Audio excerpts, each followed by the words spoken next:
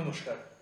আজকে আমরা আলোচনা করব কনজিউমার প্রোটেকশন আইন বা ক্রেতা সুরক্ষা আইন 2019 নিয়ে। আমাদের দেশে ক্রেতা সুরক্ষা আইনের বয়স খুব বেশি নয়। ভারতবর্ষের প্রথম ক্রেতা সুরক্ষা আইন প্রণয়ন হয় 1986 সালে, যাকে আমরা কনজিউমার প্রোটেকশন অ্যাক্ট 1986 বলে জানি। কিন্তু দেখা যায় যে তার 20 থেকে 22 বছর সময়কালের মধ্যেই বিজ্ঞানের অগ্রগতি, নতুন জিনিসের আবিষ্কার এবং সেই জিনিস আমাদের জীবনে নিত্য প্রয়োজনীয় হয়ে ওঠা এবং বিভিন্ন ধরনের পরিষেবা, এই সমস্ত কিছুর ফলে তৈরি হয় নতুন নতুন জটিলতা, এবং যার ফলে প্রয়োজন হয় আরেকটি নতুন আইনের। সেই প্রসঙ্গেই 2019 সালে আমাদের নতুন কনজিউমার প্রোটেকশন আইন। এই আইন নিয়ে আলোচনা শুরু করার আগে আমাদের যেটা বুঝে নেওয়া প্রয়োজন সেটা হলো কনজিউমার বা ক্রেতা কে।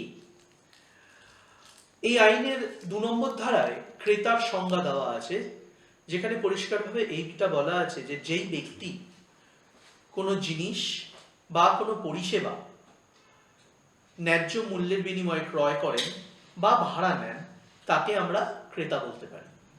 এবং কনজিউমার ডিসপিউট অর্থাৎ কোনো ক্রেতার যদি তিনি যে জিনিসটি কিনেছেন বা তিনি যে পরিষেবাটা নিয়েছেন সেইটি নিয়ে কোনো রকম সমস্যা তৈরি হয়, তাকে আমরা ক্রেতাদের সমস্যা বা কনজিউমার ডিসপিউট বলতে পারি। এবার এই কনজিউমার ডিসপিউট যদি তৈরি হয় সেক্ষেত্রে কি করণীয়? এখানে আরেকটা জিনিস বলে রাখা ভালো, আমরা যে কোনো জিনিস, যে কোনো সার্ভিস যখন আমরা কিনছি তখন আমরা সেই সার্ভিসের জন্য ক্রেতা। অর্থাৎ আমরা যখন একটি মোবাইল ফোন কিনছি তখন আমরা কনজিউমার সেই মোবাইল কোম্পানির রেসপেক্টে। আমরা যখন সেই মোবাইলে একটি কানেকশন নিচ্ছি তখন সেই সার্ভিস প্রোভাইডারের ক্ষেত্রে আমরা কনজিউমার। যখন একটি ইন্স্যুরেন্স পলিসি নিচ্ছি তখন সেই ইন্স্যুরেন্স কোম্পানির রেসপেক্টে আমরা কনজিউমার এবং তিনি সার্ভিস প্রোভাইডার।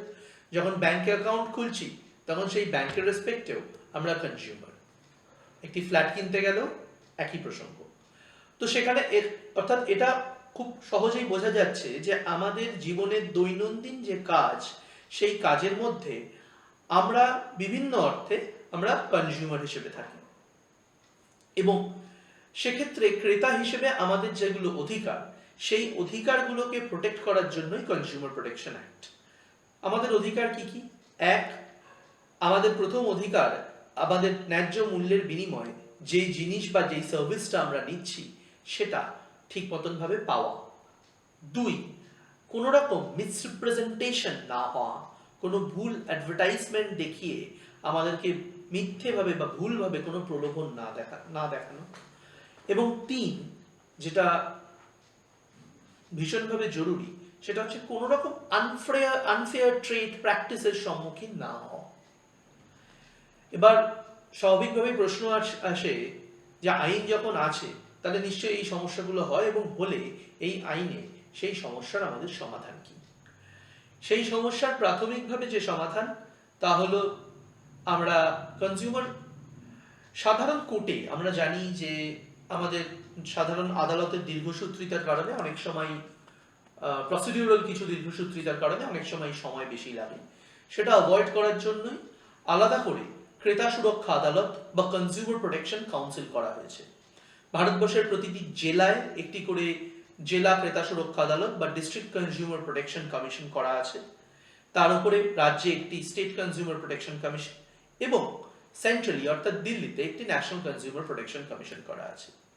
কারোর যদি কোনো সার্ভিস বা কোনো জিনিস কেনার পরে সেইখানে কোনো রকম তাদের মনে হয় যে সেখানে তাদের ঠকানো হয়েছে, বা যে জিনিসটা বিক্রি করা দেওয়া হয়েছে, যে জিনিসটা বলা হয়েছিল সেটা দেওয়া হয়নি, বা যেই পরিষেবা দেওয়ার কথা হয়েছিল সেই পরিষেবা দেওয়া হচ্ছে না, সেক্ষেত্রে তারা এই ক্রেতা সুরক্ষা আদালতের দ্বারস্থ হতে পারে। যে বিষয়টা নিয়ে ডিসপিউট, সেই বিষয়টার ভ্যালুয়েশনের উপর নির্ভর করে যে কোন আদালতে তিনি যাবেন। সাধারণত সেই বিষয়ের ভ্যালুয়েশন যদি 1 কোটি টাকা অবধি হয় তবে তার concern district consumer protection commission বা জেলা ক্রেতা সুরক্ষা আদালতের সম্মুখীন হবেন ক্রেতা। যদি সেই ডিসপিউটের ভ্যালুয়েশন 1 কোটি টাকা থেকে 10 কোটি টাকার মধ্যে হয় তাহলে তাতে সরাসরি চলে যেতে হবে স্টেট কনজিউমার প্রোটেকশন কমিশন বা রাজ্য ক্রেতা সুরক্ষা আদালতে। এবং যদি সেই ডিসপিউটের ভ্যালুয়েশন 10 কোটি টাকার বেশি হয় তবে তিনি চলে যাবেন সরাসরি দিল্লিতে ন্যাশনাল কনজিউমার প্রোটেকশন কমিশন বা কেন্দ্রীয় যে কনজিউমার আদালত আছে সেখানে। এখানে বলে রাখা ভালো যে ডিস্ট্রিক্ট কনজিউমার প্রোটেকশন কমিশনের কোনো অর্ডারের বিরুদ্ধে কোনো ব্যক্তি যদি অ্যাগ্রিভড হন বা অর্ডারের যদি তিনি অখুশি হন তবে তিনি স্টেট কনজিউমার প্রোটেকশন কমিশনের অ্যাপিল ফাইল করতে পারেন এবং স্টেট কনজিউমার প্রোটেকশনের অর্ডারের এগেইনস্ট অ্যাগ্রিভড হলে ন্যাশনাল কমিশনে অ্যাপিল ফাইল করতে পারেন। ন্যাশনাল কমিশনের অর্ডারের এগেইনস্টে কেউ যদি অ্যাগ্রিভড হন তবে তার একটাই রাস্তা খোলা রয়েছে, সেটা হচ্ছে মহামান্য সুপ্রিম কোর্টে এসএলপি ফাইল করা বা স্পেশাল পিটিশন ফাইল করা। এই তো গেল একদম টেকনিক্যাল আইনের জায়গাটা। এবার যেটা খুব জরুরি কয়েকটা জিনিস বলে রাখা ভালো যে এই কনজিউমার প্রোটেকশন আইনের কেন মানে আলাদা করে সিভিল কোর্টের বাইরে এটা করার কারণ কি? কারণ হচ্ছে দ্রুতি অথবা স্পিড। অত্যন্ত দ্রুত গতিতে এখানে একটা সমাধান দেওয়ার চেষ্টা হয়। সাধারণত 3 মাসের মধ্যে বা বিভিন্ন কারণে 3 মাসে না হলেও সাধারণত দেখা গেছে যে ডিস্ট্রিক্ট ফোরামে বা ডিস্ট্রিক্ট কমিশনে আমরা দেখেছি 6 থেকে 7 মাসের মধ্যে একটা বিবাদের নিষ্পত্তি হয়। নতুন কনজিউমার আইনে একটি প্রভিশন রাখা রয়েছে, যেই প্রভিশনে যদি আদালত মনে করেন যে পার্টিদের মধ্যে একটা মীমাংসার কোনো রকম সম্ভাবনা আছে তাহলে তাকে মিডিয়েশনে রেফার করতে পারেন এবং সেই মিডিয়েশনে পার্টিদের মধ্যে একটা সমাধান সূত্র বেরিয়ে আসতে পারে। কোনো একটি অর্ডার যদি হয়, কোনো সার্ভিস প্রোভাইডারের বিরুদ্ধে যদি কোনো অর্ডার হয় এবং সার্ভিস প্রোভাইডার যদি সেই অর্ডারের বিরুদ্ধে কোনো আপিলও না করেন এবং সেই অর্ডার না মানেন তাহলে কনজিউমার প্রোটেকশন কমিশন সেই সার্ভিস প্রোভাইডারের বিরুদ্ধে অর্ডার মানার জন্য ব্যবস্থা নিতে পারেন। সিভিল কোর্টের মতন করেই এক্সিকিউশন প্রসিডিং হতে পারে, অর্থাৎ সেই সার্ভিস প্রোভাইডারের ব্যাংক অ্যাকাউন্ট ক্রোক করতে পারেন বা তার এগেইনস্টে ওয়ারেন্ট ইস্যু করতে পারেন যতক্ষণ না তিনি অর্ডার মানছেন। এই 2019-এর আইনের ক্ষেত্রে কয়েকটা নতুন জিনিস আছে যেগুলো খুব জরুরি। প্রথমত, যেটা 1986 আইনে ছিল না, প্রথমত হচ্ছে অ্যাডভার্টাইজমেন্ট। এই বিষয়ে 1986 কনজিউমার প্রোটেকশন আইন সম্পূর্ণ নীরব ছিল, কিন্তু পরিবর্তিত পরিস্থিতিতে আমরা দেখেছি যে বিভিন্ন সময় বিভিন্ন অ্যাডভার্টাইজমেন্টের মাধ্যমে বা মিথ্যা অ্যাডভার্টাইজমেন্টের মাধ্যমে মানুষকে মিসলিড করা হয়েছে।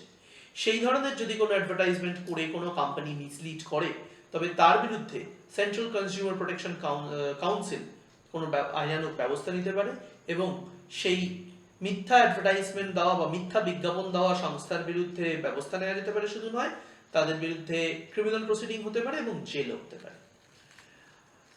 আরেকটা কথা যেটা বলে রাখা দরকার সেটা এই আইনে বর্তমান সময় যেটার আমরা প্রচন্ডভাবে ব্যবহার দেখেছি এবং প্যান্ডেমিক পরবর্তী পরিস্থিতিতে দেখেছি, সেটা হচ্ছে ই কমার্স বা বিভিন্ন অ্যাপকে আমরা ব্যবহার করি। 1986 আইনে কোন রকম ই কমার্স কোম্পানি বা অ্যাপের জন্য আলাদা কোনো ব্যবস্থা ছিল না।